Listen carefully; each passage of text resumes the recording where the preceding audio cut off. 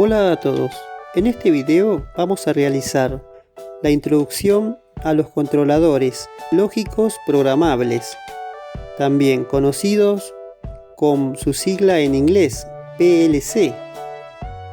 ¿Qué es un PLC?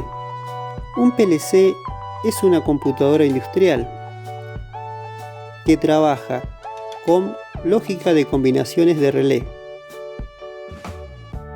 Su función de estos controladores es la de automatizar y mantener el control de procesos industriales, tales como línea de producción y máquinas o máquinas robotizadas.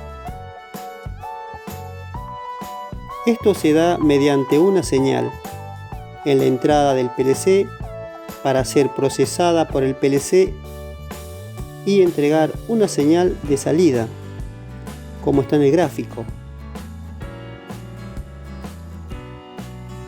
Existen una variedad de modelos de PLC. La elección va a depender del proyecto a realizar.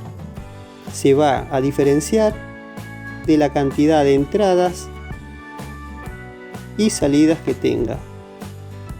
Los lenguajes de programación son similares para todos los modelos de controladores.